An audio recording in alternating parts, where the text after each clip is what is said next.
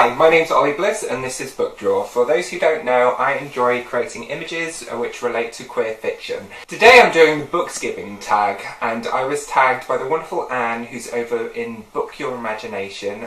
Hi! She has a lovely channel.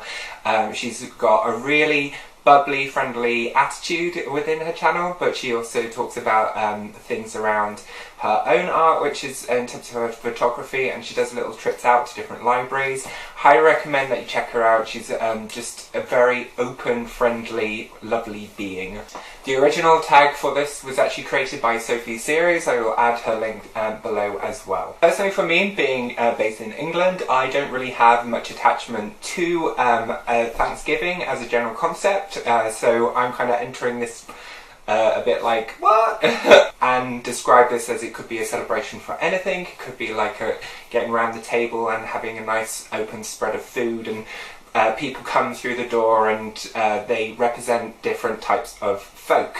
And I'm down with that. I think that's pretty cool. I also did just recently finish binge watching the wonderful She's Gotta Have It. I don't know if anybody else has watched that, but there was a sublime scene which was all for Thanksgiving, and I was just enraptured by the entire experience of that series. If you're like on Netflix, I highly recommend you go check it out. Anyway, on with the actual book tag itself. So the first one is, what character would most likely chase after a turkey, and what character would most likely save it? So this is the Wrangler versus and the Saviour.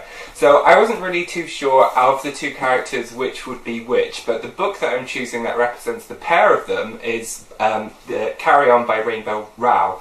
So Simon and Baz are the two characters. I'm really not sure between the two of them who would be who, because Baz, at the start of the book, you think of him as the kind of Malfoy character, and he's kind of dark and mysterious, and you think that he's probably going to be the bad guy, but by the end of the book he becomes this kind of more rounded character that you end up feeling empathy for, and he actually demonstrates how he has a moral compass.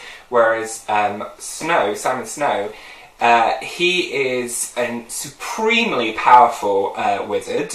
He's quite clumsy with his powers, so there is the potential there that this turkey would be just obliterated if he came anywhere near it. So the contrast between these two, I think one of them would potentially want to save the turkey, and the other would end up wrangling it. Whether or not it was intentional, I'm not too sure. With regards to Carry On, I have also done a full review which you can check out by following this little thing. The second is the drama King or Queen. Which character would most likely start an argument at the table? For this one I chose Andrew Sutherland from Dancer from the Dance, and this is by Andrew Holloran. You'll notice that the names are kind of similar to each other, and it does make me wonder if he was actually drawing out elements of his own personality into this character.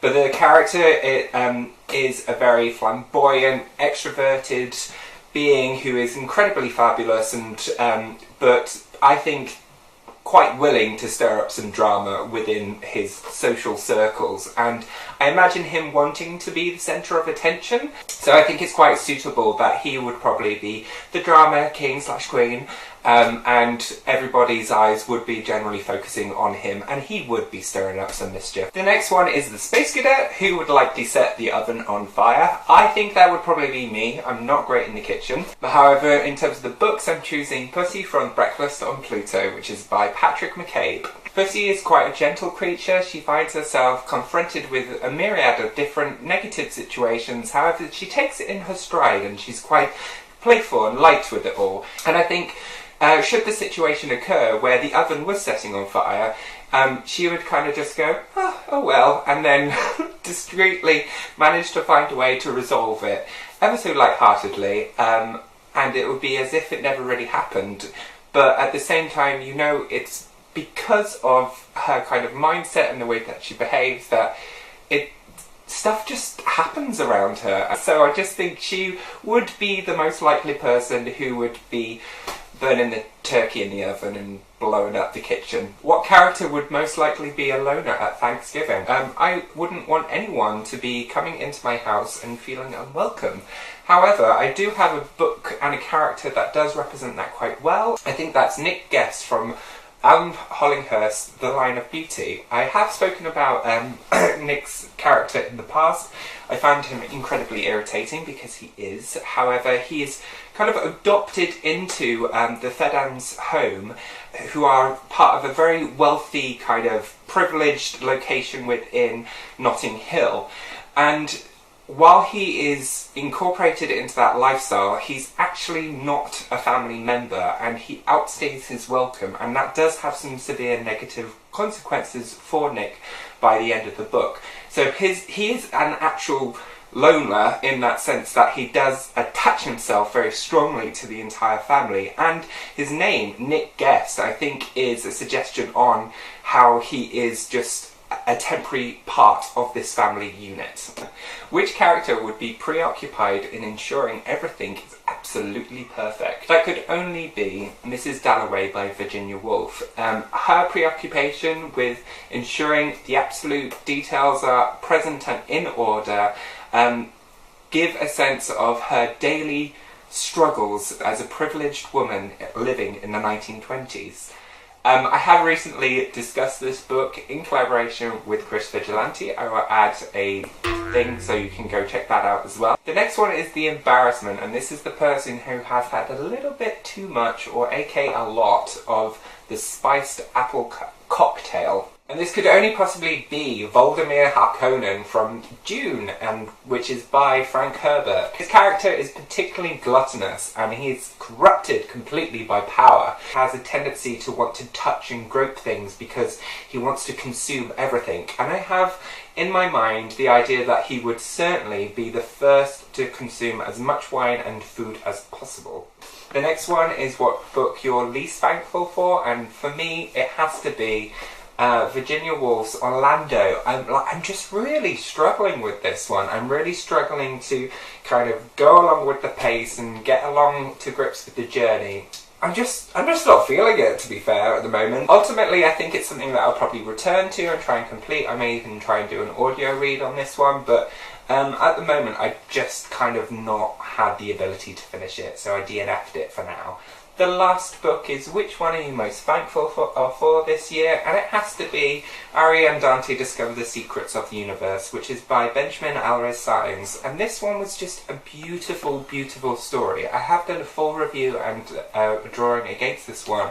But for me, this was particularly tender and captivating. I really enjoyed the relationships between the parents and the son, but also this kind of flourishing, deeply moving romance that is born between Aristotle and Dante, and it just evolved so naturally and authentically. But you really feel the reserved nature of Aristotle. It's really gentle and joyous, and if you just want a really pleasing, pleasurable experience, I highly recommend this book. The question is what you most thankful for, and for me it is definitely being a part of this community. I've really enjoyed this year. I wasn't expecting to kind of integrate myself as much as I feel like I have in a lot of ways. I feel like I've managed to find and build some really nice friendships online, and I wasn't expecting to have that ability to kind of connect and reach out to people who have these like shared interests, and we're able to have these really interesting conversations about the books that we all love. And it is like my own private little space, which is just for me, and it's nice to be able to kind of set out your stall and share it with other people who are actually wanting to interact with you. And that's also been with people who aren't actually doing BookTube themselves, in terms of the people who've been leaving comments on here. It's been really nice to actually just talk with you guys and have a little time together. So that is my books Thanksgiving tag complete. I am supposed to tag some other people, but because Thanksgiving is actually over and I'm a little late uploading this one, I feel like it's probably a bit silly for me to tag other people. But if you have watched this tag and put it in your back pocket and save it for next year and consider yourself tagged. Anyway, thanks again to Anne for tagging me in this one. It's been really good fun. I do have a couple of other tags coming up which I want to do. I've got Sean the Bookmanics. He's got a couple which are really interesting ones, and I am on those, and you will see those coming up soon. And I also have the LGBTQIA book tag to do as well, which I have every intention of doing. I just want to do something a bit more special for that one in particular. Anyway, this is enough from me. I enjoyed doing this book tag, and I will see you all again real soon. Okay, bye! But because it's